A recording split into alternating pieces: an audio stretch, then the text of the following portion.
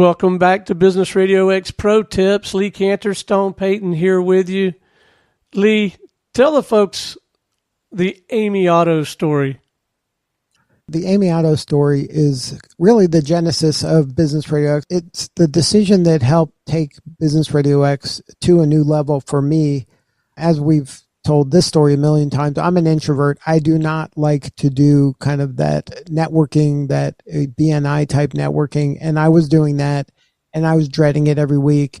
And so I had opened up Business RadioX and I had started conceptually the idea of an Atlanta business radio show where I interviewed business people in the Atlanta area and invited them on the show and really working the process that was really in its infancy at this point of interviewing people and moving the relationship to clients. So I had met Amy at one of these networking things. We became friendly and she loved networking. She was a people person. She worked for Aflac and she was their salesperson. The way they go to market is they have to meet business owners and the service doesn't cost the business anything. And she just gets in front of their employees and then tries to sell them supplemental insurance. So Aflac has a methodology, and their methodology was go to these networking meetings, meeting a lot of people, get appointments, and then work your way into the businesses. So she was getting frustrated. She was getting some level of success, but she wasn't getting as many as people and relationships as she wanted. So I was begging her, please, Amy, be my co-host. You invite the guests. I'll do every aspect of this thing. You just are the co-host. You just invite the guest. I will take care of every other aspect of this interview. I'll be your co-host.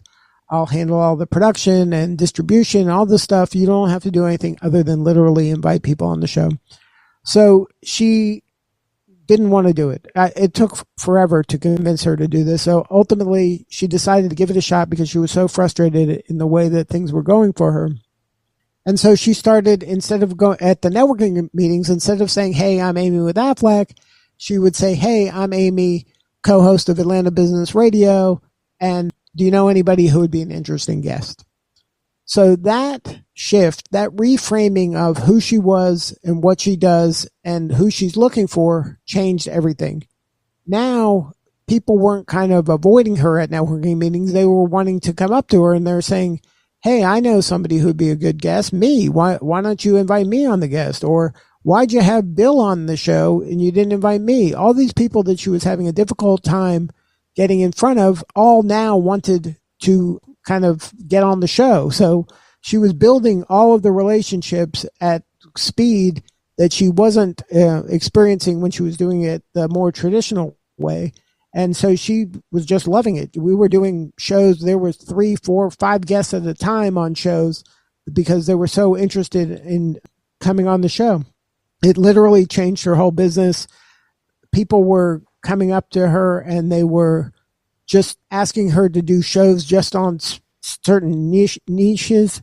She did a City of Dunwoody show where she had the mayor of Dunwoody. She had all kinds of business leaders, all kinds of CEOs, all the people that she wanted to reach. She was now able to reach them.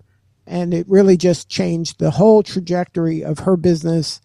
And the key was just, simple. It was just invite people on the show, give them a good interview, get to know them.